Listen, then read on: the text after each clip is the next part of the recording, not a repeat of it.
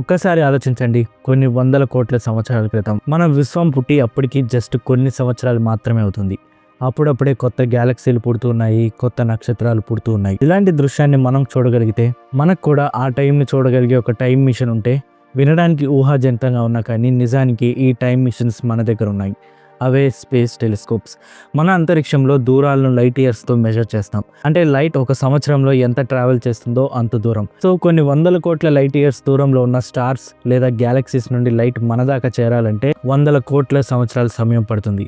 So ఈ లైట్ని మనం చూడగలిగితే మనం కొన్ని వందల కోట్ల సంవత్సరాల వెనక్కి చూడొచ్చు. సో ఈ వందల కోట్ల సంవత్సరాల క్రితం మొదలైన లైట్ రేని చూడగలిగేవే స్పేస్ టెలిస్కోప్స్. అంతరిక్షంలో భూమి చుట్టూ ప్రయాణిస్తూ ఇవి విశ్వంలో మన కంటికి కనబడని లైట్ రేస్ని కనిపెట్టి వాటి ద్వారా కొన్ని వందల కోట్ల లైట్ ఇయర్స్ దూరంలో ఉన్న స్టార్స్, గ్యాలక్సీస్ యొక్క ఇమేజెస్ని తయారు చేస్తాయి. అలా తయారు చేసిందే ఈ ఇమేజ్. చూడటానికి మన ఆకాశంలాగా నార్మల్గా ఉందా? నిజానికి ఈ ఇమేజ్లో కొన్ని వందల గ్యాలక్సీలు ఉన్నాయి. ఈ ఇమేజ్ పేరే హబుల్ డీప్ ఫీల్డ్. అసలు ఇన్ని గ్యాలక్సీస్ని ఒకేసారి ఎలా క్యాప్చర్ చేశారు అనే డౌట్ మీకు రావచ్చు. ఆ పని చేసిందే హబుల్ స్పేస్ టెలిస్కోప్. ఈ టెలిస్కోప్ కొన్ని వందల కోట్ల కాంతి సంవత్సరాల వెనక్కి చూసి నక్షత్రాలు, గ్యాలక్సీ యొక్క పుట్టుకను కూడా చూడగలదు. ఈ స్పేస్ టెలిస్కోప్ భూమి నుండి 500 కిలోమీటర్ల ఎత్తులో ఉండి ఇప్పటిదాకా మనం ఇంకా చూడని విశ్వాన్ని మనకు చూపిస్తూ ఉంటుంది. 1990లో లాంచ్ అయిన దగ్గర నుండి 3 దశాబ్దాల పాటు హబుల్ కొన్ని లక్షల అబ్జర్వేషన్స్ చేసింది. బట్ ఇంత అద్భుతమైన ఫొటోస్ వెనుకున్న హబుల్ జర్నీ నాసా చేసిన ఒక అతిపెద్ద తప్పుతో మొదలైంది. స్టార్టింగ్లోనే చిన్న ఎర్రర్ వల్ల ఈ స్పేస్ టెలిస్కోప్ దాదాపు ఫెయిల్ అయింది. అంతరిక్షంలో హబుల్ తీసిన ఫస్ట్ ఇమేజెస్ చాలా గొప్పగా ఉంటాయి అనుకుంటారేమో. నిజానికి అంతరిక్షంలో హబుల్ తీసిన ఫస్ట్ ఇమేజెస్ అత్యంత బ్లర్గా, దారుణంగా ఉన్నాయి. సో ఒక్కసారిగా నాసా సైంటిస్టులు కూడా షాక్ అయ్యారు.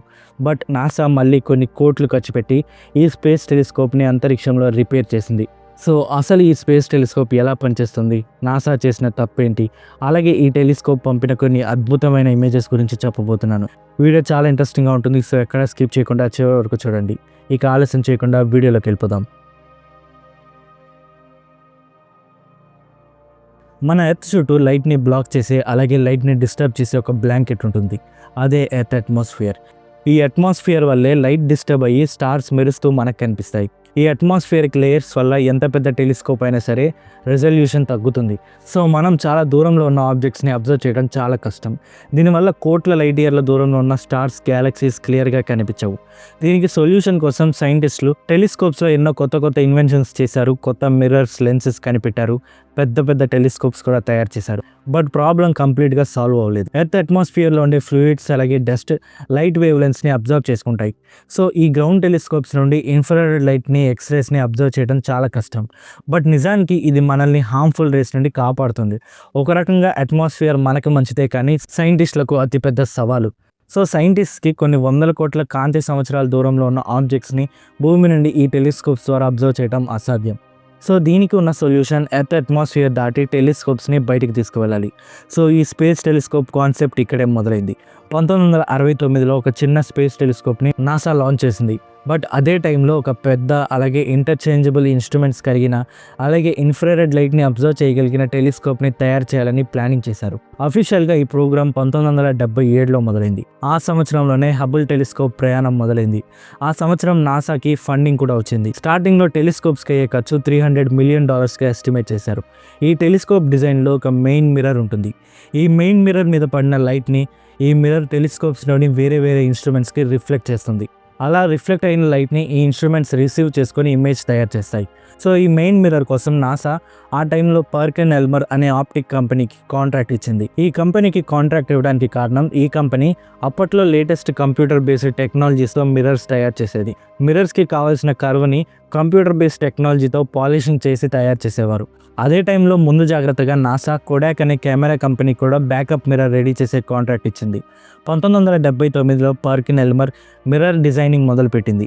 ఈ మిర్రర్ని నాసా యొక్క క్యాలిక్యులేషన్స్కి తగ్గట్టుగా కట్ చేయాలి. ఈ ప్రాసెస్ చాలా జాగ్రత్తగా చేయాలి. షేప్లో వెంట్రుక సైజ్ అంత ఎర్రర్ ఉన్న ప్రాజెక్ట్ మొత్తం ఫెయిల్ అవుతుంది. సో ఈ పని చేయడానికి పర్కిన్ ఎల్మర్ కంపెనీకి 2 ఏళ్ళు టైం పట్టింది. ఆ తర్వాత కొన్ని సంవత్సరాల పాటు నాసా ఈ మిర్రర్ని చాలా రకాలుగా టెస్ట్ చేసింది. స్పేస్లోని హార్ష్ కండిషన్స్కి, అలాగే లాంచ్ టైంలో రాకెట్లోని వైబ్రేషన్స్కి ఈ మిర్రర్ తట్టుకోగలుగుతుందా అని టెస్ట్ చేశారు. వీటితో పాటు మిర్రర్ కరెక్ట్ షేప్లోనే ఉందా అని కూడా టెస్ట్ చేశారు. ఈ మిర్రర్ షేప్ని టెస్ట్ చేయడానికి నల్ కరెక్టర్ అనే సిస్టమ్ని వాడారు. ఈ సిస్టమ్ హబుల్ మిర్రర్ మీద పడిన లైట్ రే పర్ఫెక్ట్గా రిఫ్లెక్ట్ అవుతుందా లేదా అని టెస్ట్ చేస్తుంది. ఈ టెస్ట్లో ఈ మిర్రర్ లైట్ని పర్ఫెక్ట్గా రిఫ్లెక్ట్ చేసింది. బట్ ఇక్కడే అసలు ట్విస్ట్ ఉంది. ఈ నల్ కరెక్టర్ సిస్టమ్ని సెట్ చేసే టైంలో కొంతమంది సైంటిస్టులు ఒక మిర్రర్ని రాంగ్గా సెట్ చేశారు. దీనివల్ల మెయిన్ మిర్రర్లో ఎలాంటి ఎర్రర్ లేదు అని సైంటిస్టులు అనుకున్నారు. బట్ నిజానికి ఈ మిర్రర్లో చిన్న ఫాల్ట్ ఉంది. నాసా కాంట్రాక్ట్ ఇచ్చిన షేప్తో పోలిస్తే ఈ ఒరిజినల్ మిర్రర్ షేప్లో చాలా చిన్న తేడా ఉంది. బట్ ఇది చాలా మైన్యూట్ ఎర్రర్. ఆ టైంకి కూడా బ్యాకప్ మిర్రర్ రెడీ చేసింది. బట్ పర్కిన్ ఎల్మర్ రెడీ చేసిన మిర్రర్ టెస్ట్ సక్సెస్ అవడంతో టెలిస్కోప్ కోసం పర్కిన్ ఎల్మర్ రెడీ చేసిన మిర్రర్ని కన్ఫర్మ్ చేశారు. 1990లో స్పేస్ షటిల్ డిస్కవరీ ఈ టెలిస్కోప్ని స్పేస్లోకి లాంచ్ చేసింది. టెలిస్కోప్ లాంచ్ అయిన తర్వాత జరిగిన తప్పు తెలుసుకోవడానికి సైంటిస్టులకి పెద్ద టైం ఏం పట్టలేదు. హబుల్ పంపిన ఇమేజెస్ అన్ని దారుణంగా బ్లర్గా ఉన్నాయి. దాదాపు $2 బిలియన్ ఖర్చు, 12 ఏళ్ల సమయం వృధా అయింది. హబుల్ సైంటిఫిక్ హిస్టరీలోనే ఒక అతిపెద్ద జోక్ అయింది. మిర్రర్లో ఎర్రర్ చాలా స్మాల్ ఎర్రర్. హ్యూమన్ హెయిర్ సైజ్లో ఒక ఫ్రాక్షన్ అంత ఎర్రర్ మాత్రమే ఉంది, కానీ ఈ చిన్న ఎర్రరే ఇమేజెస్ని బ్లర్ చేసి పడేసింది. ఈ ఎర్రర్ వల్ల మెయిన్ మిర్రర్ రిఫ్లెక్ట్ చేసిన లైట్ రే టెలిస్కోప్ ఇన్స్ట్రుమెంట్స్పై రాంగ్గా రిఫ్లెక్ట్ అయ్యాయి. సో దీనివల్ల దాదాపు 3 ఏళ్ల పాటు హబుల్ టెలిస్కోప్స్ నుండి బ్లర్ ఇమేజెస్ మాత్రమే వచ్చాయి. ఆ టైంలో న్యూస్ పేపర్స్లో, మ్యాగజైన్స్లో ప్రతి చోట కొత్త జోక్ ఐటమ్ ఈ టెలిస్కోపే అయింది. దీంతో నాసా ఈ టెలిస్కోప్ని అలా వదిలేయకుండా రిపేర్ చేయాలని డిసైడ్ అయింది. కొడాక్ తయారు చేసిన బ్యాకప్ మిర్రర్ని నాసా సైంటిస్టులు టెస్ట్ చేశారు. బట్ షాకింగ్గా ఆ కొడాక్ మిర్రర్లో ఎలాంటి ఎర్రర్ లేదు. హ్యూమన్ హెయిర్ సైజ్లో ఫ్రాక్షన్ అంత ఎర్రర్ కూడా ఈ మిర్రర్లో లేదు. చాలా పర్ఫెక్ట్గా కొడాక్ కంపెనీ ఈ మిర్రర్ని తయారు చేసింది. బట్ స్పేస్లో మిర్రర్ని రీప్లేస్ చేయడం అసాధ్యం. సో అంత పర్ఫెక్ట్గా ఉన్న ఈ మిర్రర్తో ఏం చేయలేదు నాసా. ఎర్రర్ ఉన్న ఆ మిర్రర్నే రిపేర్ చేయాలి. ఈ రిపేర్కి సైంటిస్ట్కి ఒక అడ్వాంటేజ్ కూడా ఉంది. సైంటిస్ట్కి ఉన్న అడ్వాంటేజ్, హబుల్ టెలిస్కోప్ని ఇలాంటి సిచ్యువేషన్స్ని దృష్టిలో పెట్టుకునే డిజైన్ చేశారు. ఈ టెలిస్కోప్కి ఒక సైడ్న 5 ఇన్స్ట్రుమెంట్ బేస్ ఉంటాయి. ఈ ఇన్స్ట్రుమెంట్ బేస్లో హబుల్ రన్ అవ్వడానికి కావాల్సిన ఇన్స్ట్రుమెంట్స్ ఉంటాయి. ఇక్కడే ఒక అడ్వాంటేజ్ ఉంది. ఈ ఇన్స్ట్రుమెంట్ బేస్లో కాంపోనెంట్స్ని రిప్లేస్ చేయగలం. ఉన్న సిస్టమ్స్ని తీసేసి మరింత అడ్వాన్స్డ్ అప్డేటెడ్ సిస్టమ్స్ని యాడ్ చేసే విధంగా హబుల్ని డిజైన్ చేశారు. సో ఈ బేస్లో ఒక సిస్టమ్ని తీసేసి ఈ ప్రాబ్లమ్కి ఒక సొల్యూషన్ని తీసుకురావాలని నాసా ప్లాన్ చేసింది. సో మిర్రర్లో ఎంతవరకు రాంగ్ షేప్ ఉందో ఎగ్జాక్ట్గా క్యాలిక్యులేట్ చేసి కనిపెట్టింది. ఈ ఎగ్జాక్ట్ వాల్యూని బట్టి నాసా సైంటిస్టులు కొన్ని కొత్త లెన్సెస్ తయారు చేశారు. ఈ లెన్సెస్ మెయిన్ మిర్రర్ నుండి లైట్ని తీసుకొని మళ్ళీ హబుల్ టెలిస్కోప్ ఇన్స్ట్రుమెంట్స్ వైపు రీఫోకస్ చేస్తాయి. ఈ కొత్త ఇన్స్ట్రుమెంట్ పేరే కోస్టార్. ఈ కోస్టార్లో 2 కాంపాక్ట్ మిర్రర్స్ ఉంటాయి.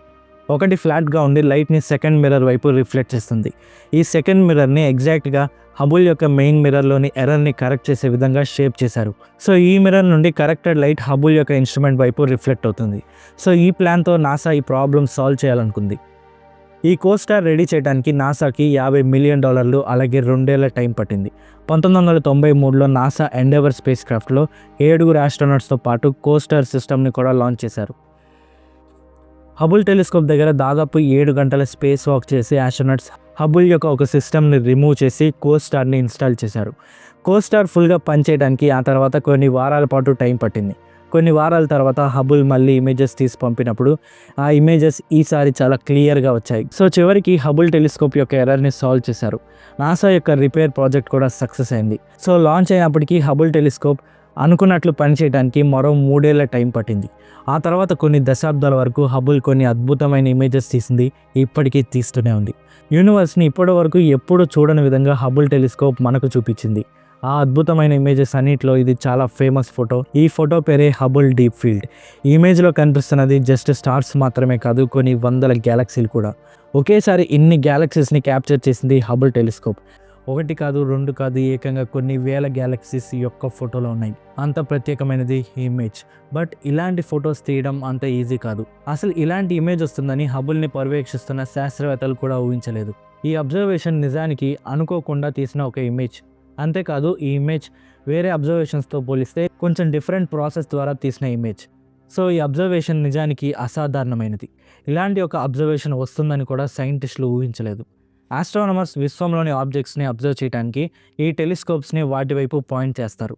ఉదాహరణకు ఇప్పుడు మనకు సూర్యుడి యొక్క అబ్జర్వేషన్ కావాలంటే టెలిస్కోప్ని సింపుల్గా సన్ వైపు పాయింట్ చేస్తే సరిపోతుంది. ఈ రకంగానే మనం సోలార్ సిస్టంలోని గ్రహాల యొక్క ఎన్నో అబ్జర్వేషన్స్ చేసాం. ఇలా ఒక తెలిసిన ఆబ్జెక్ట్ వైపు పొజిషన్ అయ్యి ఈ టెలిస్కోప్స్ ఇమేజెస్ని క్యాప్చర్ చేస్తాయి. బట్ ఈ డీప్ ఫీల్డ్ ఇమేజ్ మాత్రం అలా తెలిసిన ఆబ్జెక్ట్ వైపు కాకుండా ఏమీ తెలియని వైపు పాయింట్ చేసి తీసిన ఇమేజ్. అర్థమయ్యేలా చెప్తాను. 1993లో నాసా హబుల్ని అంతరిక్షంలో రిపేర్ చేసిన తర్వాత రాబర్ట్ విలియమ్స్ అనే సైంటిస్ట్ హబుల్ టెలిస్కోప్కి కొత్త డైరెక్టర్ అయ్యాడు. అప్పటిదాకా హబుల్ టెలిస్కోప్ని తెలిసిన స్టార్స్ వైపు, గ్యాలక్సీస్ వైపు పాయింట్ చేసి అబ్జర్వేషన్స్ చేస్తూ ఉన్నారు. బట్ రాబర్ట్ విలియమ్స్ ఒక కొత్త ఆలోచన చేశాడు. రాబర్ట్ విలియమ్స్ ఇలా అంతరిక్షంలో మనకి కనిపించే వాటి వైపు కాకుండా మన అంతరిక్షంలో ఏమీ లేకుండా చీకటిగా ఉన్న వైపు పాయింట్ చేసి అక్కడ ఏముందో అబ్జర్వ్ చేయాలని ఒక ఆలోచన చేశాడు. ఇది చాలామంది ఆస్ట్రోనమర్స్కి చాలా వింతగా అనిపించింది. ఎందుకంటే ఈ ప్రాసెస్ ఒరిజినల్గా హబుల్ తీసే ఇమేజ్ ప్రాసెస్కి కంప్లీట్ ఆపోజిట్. సో చాలామంది సైంటిస్టులు ఇది జస్ట్ వేస్ట్ ఆఫ్ టైం మాత్రమే అని కొట్టిపారేశారు. నిజానికి ఇది ఒక టెస్ట్. హబుల్ కొన్ని వందల కోట్ల కాంతి సంవత్సరాల దూరంలో ఉన్న గ్యాలక్సీలను అబ్జర్వ్ చేయగలదా లేదా అని తెలుసుకోవడానికి చేసిన టెస్టే ఇది. అప్పటికే హబుల్ టెలిస్కోప్ న్యూస్ పేపర్లో ఒక పెద్ద జోక్ ఐటమ్. హబుల్ని రిపేర్ చేసినప్పటికీ నాసాకి ఆల్రెడీ జరగాల్సిన పరువు నష్టం జరిగిపోయింది. సో అలాంటి టైంలో ఇలాంటి ఎక్స్పెరిమెంట్స్ చేయొద్దని చాలామంది సైంటిస్టులు సలహా ఇచ్చారు. బట్ ఈ అబ్జర్వేషన్ చేయడానికే రాబర్ట్ విలియమ్స్ ముందుకెళ్లాడు. దీంతో 1995లో ఈ అబ్జర్వేషన్ చేయడానికి ప్లానింగ్ మొదలుపెట్టారు. ఈ అబ్జర్వేషన్కు ఉన్న అతిపెద్ద ప్రాబ్లం అసలు టార్గెటే. ఎంటీ స్పేస్లో ఏదో ఒక పాయింట్ వైపు టెలిస్కోప్ని పొజిషన్ చేయాలి. నార్మల్గా ఒక స్పెసిఫిక్ ఆబ్జెక్ట్ తెలిస్తే దాని వైపు పొజిషన్ చేస్తారు. బట్ ఇక్కడ ఎలాంటి స్పెసిఫిక్ ఆబ్జెక్ట్ లేదు. ఆస్ట్రోనమర్స్ యొక్క గోల్ చాలా దూరంలో ఉన్న గ్యాలక్సీస్ని అబ్జర్వ్ చేయాలని. సో అలా చేయాలంటే టెలిస్కోప్ని పొజిషన్ చేసే పాయింట్ మిల్కీవే గ్యాలక్టిక్ ప్లేన్ నుండి చాలా దూరంగా ఉండాలి. మిల్కీవే గ్యాలక్టిక్ ప్లేన్ అంటే సింపుల్గా చెప్పాలంటే మిల్కీవేలో ఎక్కువ స్టార్స్ ఉండే ఏరియా. మనకు కనిపించే ఆకాశంలో ఎక్కువ శాతం ఈ ప్లేన్ ఉంటుంది. సో ఈ ఆబ్జెక్ట్స్ లైట్ని బ్లాక్ చేయకుండా ఈ ప్లేన్ నుండి దూరంగా టార్గెట్ పాయింట్ని సెలెక్ట్ చేసుకోవాలి. అంతేకాదు కంటిన్యూస్గా అబ్జర్వేషన్స్ చేయడానికి ఎర్త్ కూడా అడ్డం రాకూడదు. హబుల్ ఎర్త్ చుట్టూ 90 నిమిషాలకు ఒకసారి రొటేషన్ కంప్లీట్ చేస్తుంది. సో ఈ టెలిస్కోప్ ఎర్త్కి ఎటువైపు ఉన్నా కానీ కంటిన్యూస్గా అబ్జర్వేషన్ చేయడానికి కుదిరే పాయింట్ని సెలెక్ట్ చేసుకోవాలి. సో వీటన్నిటిని దృష్టిలో పెట్టుకుని బిగ్ డిప్పర్ కాన్స్టలేషన్ పైన ఈ ఎంటీ స్పేస్లో ఒక పాయింట్ని సెలెక్ట్ చేసుకున్నారు. ఈ పాయింట్ చాలా చిన్న ఏరియా. మన ఆకాశంలో ఉండే ఆబ్జెక్ట్స్ని ఆస్ట్రోనమర్స్ యాంగులర్ డిగ్రీస్లో మెజర్ చేస్తారు. మన స్కైని 180 డిగ్రీస్గా డివైడ్ చేసి ఆ తర్వాత ఒక్కొక్క డిగ్రీని 60 ఆర్క్ మినిట్స్గా డివైడ్ చేయాలి. అంటే 1 డిగ్రీ 60 ఆర్క్ మినిట్స్తో ఈక్వల్. మన ఆకాశంలో మూన్ యొక్క సైజ్ 30 ఆర్క్ మినిట్స్. అంటే స్కైలో మూన్ సైజ్ ½ డిగ్రీ అంతా. ఇప్పుడు హబుల్ విషయానికి వస్తే హబుల్ అబ్జర్వ్ చేసిన ఈ ఏరియా యొక్క సైజ్ జస్ట్ 2.6 ఆర్క్ మినిట్స్. అంటే 1 డిగ్రీలో ఆల్మోస్ట్ 30th పార్ట్. ప్రాక్టికల్గా చెప్పాలంటే మనకు కనిపించే ఆకాశం అంతట్లో ఒక పిన్ సైజ్ ఏరియా. 1995 డిసెంబర్ 18న హబుల్ని ఈ ఏరియా వైపు పాయింట్ చేసి అబ్జర్వేషన్స్ మొదలుపెట్టారు. హబుల్ ఆ టైనీ ఏరియా నుండి 4 డిఫరెంట్ వేవ్ లెంగ్త్ లైట్ని అబ్జర్వ్ చేస్తుంది. ఆ తర్వాత 10 రోజుల వరకు హబుల్ టెలిస్కోప్ కంటిన్యూస్గా ఆ టైనీ ఏరియాని అబ్జర్వ్ చేసి ఆ చిన్న పాయింట్ నుండి 342 ఇమేజెస్ తీసింది. ఈ ఇమేజెస్ అన్నీ కలిపి ఒక మెయిన్ ఇమేజ్ తయారు చేశారు. అదే ఇది. ఈ ఇమేజ్లో కొన్ని దగ్గరలో ఉన్న స్టార్స్ కనిపిస్తున్నాయి, కానీ మిగతావి మొత్తం గ్యాలక్సీసే. ఆఖరికి ఈ చిన్న డాట్స్ కూడా. వీటిలో కొన్ని గ్యాలక్సీస్ వందల కోట్ల లైట్ ఇయర్స్ దూరంలో ఉన్నాయి, కొన్ని వేల కోట్ల లైట్ ఇయర్స్ దూరంలో ఉన్నాయి. ఈ గ్యాలక్సీస్ నుండి లైట్ కొన్ని వందల కోట్ల సంవత్సరాల నుండి ట్రావెల్ చేస్తూనే ఉండి హబుల్కి చిక్కాయి. సో ఈ లైట్ని బట్టి ఫామ్ చేసిన ఇమేజ్ వందల కోట్ల సంవత్సరాల క్రితం ఆ ఆబ్జెక్ట్ ఎలా ఉందో అలా చూపిస్తుంది. సో అందుకే చాలా దూరంలో ఉన్న గ్యాలక్సీస్ ఈ ఇమేజ్లో ఎవల్యూషన్ పీరియడ్లో ఉన్నట్లే కనిపించాయి. కొన్ని గ్యాలక్సీస్ అయితే 12,000 కోట్ల లైట్ ఇయర్స్ కిందట అవి ఎలా ఉంటాయో అలా కనిపిస్తున్నాయి. ఆస్ట్రోనమర్స్ యొక్క అంచనా ప్రకారం ఈ ఇమేజ్లో కొన్ని గ్యాలక్సీస్ జస్ట్ యూనివర్స్ పుట్టినప్పుడు ఎలా ఉన్నాయో అలాగే కనిపిస్తున్నాయి. అట్ ద సేమ్ టైం ఇదే ఇమేజ్లో మనకి చాలా దగ్గరలో ఉన్న స్టార్స్ కూడా కనిపిస్తున్నాయి. సో ఇవి జస్ట్ 10 to 20 ఇయర్స్ క్రితం ఎలా ఉన్నాయో అలా కనిపిస్తున్నాయి. మరికొన్ని మరింత లేటెస్ట్గా ఎలా ఉంటాయో అలా ఉన్నాయి. సో ఒకే ఇమేజ్లో ఇన్ని రకాలు, ఇంత టైం డిఫరెన్స్ ఉంది. ఈ ఇమేజ్ని ప్రాక్టికల్గా మాట్లాడుకోవాలంటే ఈరోజు మనకి ఉన్న లేటెస్ట్ సిటీస్ దగ్గర లేటెస్ట్ టెక్నాలజీస్ ముందు డైనోసార్స్ నిలబడి ఫోటో దిగితే ఎట్లా ఉంటుందో అలా ఉంటుంది. సో ఈ ఇమేజ్ ఒక టైం మిషన్. విశ్వం యొక్క పుట్టుక నుండి ఇప్పుడు దాకా టైంలో జరిగిన ప్రతి ఒక్క దాన్ని ఈ ఇమేజ్ చూపించింది. హబుల్ డీప్ ఫీల్డ్ తీసిన 2 ఏళ్ల తర్వాత 1997లో ఇలాంటి మరొక ఎంటీ స్పేస్లోనే మరొక ఇమేజ్ తీశారు. అదే ఇది. ఈ ఇమేజ్ పేరు హబుల్ డీప్ ఫీల్డ్ సౌత్. ఈ 2 ఇమేజెస్ చాలా విషయాలు ఆస్ట్రోనమర్స్కి తెలియచేశాయి. వాటిలో మొదటిది స్టార్స్ ఫార్మేషన్. ఇమేజెస్ స్టార్స్ యొక్క ఎర్లీ స్టేజెస్ని రివీల్ చేశాయి. స్టార్స్ ఎలా పుడతాయి, ఎలా చనిపోతాయి, ఇలాంటి చాలా విషయాలు ఈ ఇమేజెస్లోని ఎర్లీ స్టేజెస్లోని స్టార్స్ని బట్టి స్టడీ చేశారు. వీటితో పాటు స్టార్స్ ఫార్మేషన్ యూనివర్స్ స్టార్ట్ అయినప్పుడుతో పోలిస్తే ప్రజెంట్ టైంలో చాలా తగ్గాయని కూడా ఆస్ట్రోనమర్స్ కనిపెట్టారు. ఇక రెండవది గ్యాలక్సీ ఫార్మేషన్. గ్యాలక్సీస్ ఫార్మేషన్ స్టేజ్లో ఉన్నప్పుడు డిఫరెంట్ షేప్స్లో ఈ ఇమేజ్లో కనిపించాయి. ఆ తర్వాత ఇవన్నీ టైంని బట్టి పర్ఫెక్ట్ గ్యాలక్సీ షేప్లోకి మారిపోయాయి. ఈ గ్యాలక్సీ ఫార్మేషన్ని ఈ ఇమేజెస్ రివీల్ చేశాయి. జస్ట్ గ్యాలక్సీసే కాదు, విశ్వం పుట్టిన తర్వాత గ్యాలక్సీస్ ఎలా ఏర్పడ్డాయో కూడా స్టడీ చేశారు. ఇక మూడవది యూనివర్స్ ఎక్స్పాండింగ్. మన యూనివర్స్ ఎక్స్పాండ్ అవుతూ ఉందని సైంటిస్టులు ఎన్నో థియరీస్ని పబ్లిష్ చేశారు. వాటిని ప్రూవ్ చేసింది ఈ ఇమేజ్. వీటితో పాటు ఇంకా ఎన్నో సైంటిఫిక్ కాన్సెప్ట్స్ని ఈ 2 ఇమేజెస్ రివీల్ చేశాయి. ఇవే కాదు, ఇలాంటి ఎన్నో అద్భుతమైన ఇమేజెస్ని హబుల్ టెలిస్కోప్ తీసింది. హబుల్ గత 30 ఏళ్లుగా విశ్వాన్ని అబ్జర్వ్ చేస్తూ ఉంది. హబుల్ టెలిస్కోప్ ద్వారా దాదాపు కొన్ని వేల నుండి లక్షల అబ్జర్వేషన్స్ చేశారు. వీటిలో కొన్ని వేల ఇమేజెస్ కూడా ఉన్నాయి. సో హబుల్ తీసిన ఈ వేల ఫొటోస్లో టాప్ 5 ఇమేజెస్ గురించి చెప్పబోతున్నాను. Number 5, butterfly nebula. మనం ప్రతిరోజు అందమైన బటర్ఫ్లైస్ని చూస్తూ ఉంటాం. బట్ జస్ట్ మన దగ్గరే కాదు, అంతరిక్షంలో కూడా ఒక పెద్ద బటర్ఫ్లై ఉంది. అదే ఈ బటర్ఫ్లై నెబ్యులా. 2009 జూలై 29న హబుల్ టెలిస్కోప్ ఈ నెబ్యులా యొక్క ఇమేజ్ తీసింది. ఇదే ఆ ఇమేజ్. ఇది చూడటానికి చాలా అద్భుతంగా ఉంది, కానీ దీని వెనుక ఒక భయంకరమైన కథ ఉంది. అసలు ఈ ఇమేజ్లో ఉన్నది ఏంటో తెలియాలంటే ముందు నెబ్యులా అంటే ఏంటో తెలియాలి. నెబ్యులా అంటే అంతరిక్షంలో ఉండే గ్యాస్ అలాగే డస్ట్ యొక్క క్లౌడ్. ప్రతి గ్యాలక్సీలో ఇలాంటివి చాలా ఉంటాయి. ఇక్కడ కొత్తగా నక్షత్రాలు పుడతాయి, లేదా నక్షత్రాలు చనిపోయినప్పుడు కూడా ఇలాంటి క్లౌడ్స్ ఏర్పడతాయి. నక్షత్రాలు పుట్టే విషయానికి వస్తే కొన్ని నెబ్యులాలో కొత్త స్టార్స్ తయారవుతాయి. ఈ క్లౌడ్స్లో ఉన్న కోల్డ్ హైడ్రోజన్ గ్యాస్ అలాగే డస్ట్ మెల్లిగా దగ్గరికి వచ్చి ఒక బాల్లా తయారవుతుంది. గ్రావిటీ ఈ డస్ట్ అంతటిని ఒక చోటుకి కంప్రెస్ చేస్తుంది. అదే టైంలో అక్కడ ఎక్స్ట్రీమ్ హీట్ జనరేట్ అవుతుంది. ఈ హీట్ వల్ల ఈ కొత్త స్టార్ పుడుతుంది.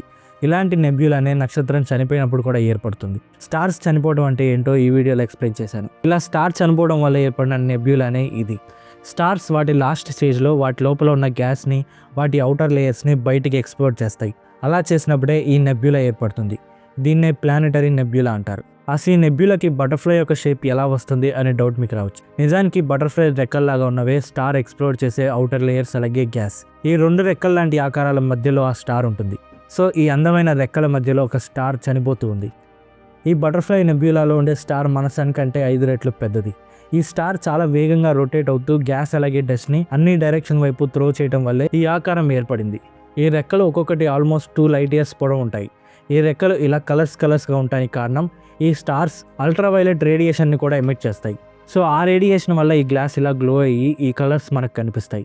స్టార్ యొక్క మాస్ మన సన్ కంటే 8 టైమ్స్ తక్కువ మాస్ ఉంటే అవి చనిపోతే ఇలా ప్లానెటరీ నెబ్యులా ఫామ్ అవుతుంది. మాస్ 8 టైమ్స్ కంటే ఎక్కువ ఉంటే సూపర్నోవా ఎక్స్ప్లోజన్ జరిగి బ్లాక్ హోల్ ఫామ్ అవుతుంది. ఈ బటర్ఫ్లై నెబ్యులా మన ఎర్త్ నుండి దాదాపు 4000 లైట్ ఇయర్స్ దూరంలో స్కార్పియస్ కాన్స్టెలేషన్లో ఉంది. ఈ బటర్ఫ్లై నెబ్యులా అసలు పేరు NGC 6302. నిజానికి ఈ బటర్ఫ్లై నెబ్యులాని 1907లోనే కనిపెట్టినప్పటికీ మొదటిసారి ఈ నెబ్యులా యొక్క ఇమేజ్ క్యాప్చర్ చేసింది Hubble telescope. Number 4, horse head nebula. అంతరిక్షంలో ఒక వింతైన ఆకారం ఉంది. అది సరిగ్గా ఒక గుర్రం తలలానే ఉంటుంది. అదే ఈ హార్స్ హెడ్ నెబ్యులా. ఈ నెబ్యులాని మొదటిసారి 1888లో విలియం ఫ్లెమింగ్ అనే మహిళా శాస్త్రవేత్త కనిపెట్టారు. మొదటిసారి ఈ నెబ్యులాని డీటెయిల్డ్ ఇమేజ్ క్యాప్చర్ చేసింది హబుల్ టెలిస్కోప్. హబుల్ 2001లో ఈ ఇమేజ్ని క్యాప్చర్ చేసింది. ఈ ఇమేజ్లో ఉన్నదే హార్స్ హెడ్ నెబ్యులా. అచ్చం ఒక గుర్రం తలకాయలానే ఉంటుంది ఈ నెబ్యులా. ఈ హార్స్ నెబ్యులా మన ఎర్త్ నుండి దాదాపు 1300 లైట్ ఇయర్స్ దూరంలో ఉంటుంది. ఇది చూడటానికి చిన్నగా ఉన్న దీని వెడల్పు కొన్ని కోట్ల కిలోమీటర్లు ఉంటుంది. హబుల్ తర్వాత మరికొన్ని అడ్వాన్స్డ్ స్పేస్ టెలిస్కోప్స్ ఈ నెబ్యులాని క్యాప్చర్ చేశాయి. అవి క్యాప్చర్ చేసిన వాటిలో ఇదొక ఇమేజ్. ఈ ఇమేజ్లో మిగతా అంతా కలర్డ్గా ఉంటే ఈ హార్స్ హెడ్ మాత్రం ఎందుకు నల్లగా ఉంది అనే డౌట్ మీకు రావచ్చు. దానికి సమాధానం ఇదొక డార్క్ నెబ్యులా. ఇది చాలా డెన్స్ డస్ట్ అలాగే గ్యాస్తో నిండి ఉంటుంది. ఇంకో మాటలో చెప్పాలంటే డస్ట్ అలాగే గ్యాస్ ఈ నెబ్యులాలో అధిక శాతంలో ఉంటాయి. సో దీని వెనుక ఉన్న స్టార్స్ నుండి వచ్చే లైట్ని ఈ నెబ్యులాలోని డెన్స్ డస్ట్ అలాగే గ్యాస్ అబ్జర్బ్ చేసుకుంటుంది లేదా అబ్స్ట్రక్ట్ చేస్తుంది. అందువల్ల ఈ ప్రదేశం అంతా మనకి డార్క్గా కనిపిస్తుంది. ఇది నక్షత్రాలు పుట్టే నెబ్యులా. ఈ నెబ్యులా మన మిల్కీవే గ్యాలక్సీలోని ఆరియన్ కాన్స్టలేషన్లో ఉంది. Number 3, Abel 2218. హబుల్ ఎన్నో గ్యాలక్సీ క్లస్టర్స్ యొక్క ఇమేజెస్ తీసింది. బట్ వీటన్నిటిలో ఒక ఇమేజ్ సైంటిస్ట్కి చాలా ఫేమస్. అదే ఈ ఇమేజ్. ఇది ఒక గ్యాలక్సీ క్లస్టర్ యొక్క ఇమేజ్. గ్యాలక్సీ క్లస్టర్ అంటే విశ్వంలో కొన్ని వేల గ్యాలక్సీస్ ఉండే ఒక ప్రదేశం. ఇలాంటి క్లస్టర్స్ విశ్వంలో కొన్ని వందల వేల కొద్ది ఉంటాయి. వాటిల్లో ఒకటి ఇది. ఈ క్లస్టర్ పేరు ఏబెల్ 2218. ఈ ఇమేజ్ సైంటిస్టులకి చాలా ఫేవరెట్ అవడానికి కారణం ఈ ఇమేజ్ జస్ట్ గ్యాలక్సీస్ని చూపించడం లేదు, కానీ ఒక హ్యూజ్ సైంటిఫిక్ కాన్సెప్ట్ని ఎక్స్ప్లెయిన్ చేస్తుంది. ఆ కాన్సెప్ట్ పేరే గ్రావిటేషనల్ లెన్సింగ్. గ్రావిటేషనల్ లెన్సింగ్ అంటే లైట్ని గ్రావిటీ బెండ్ చేస్తుంది, మ్యాగ్నిఫై చేస్తుంది, అలాగే డిసార్ట్ చేస్తుంది.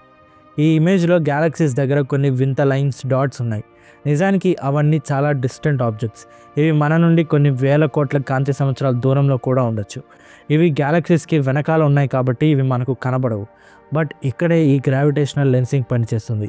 ఈ క్లస్టర్లో మాస్ ఎక్కువ ఉండడం వల్ల గ్రావిటీ కూడా చాలా ఎక్కువ ఉంటుంది.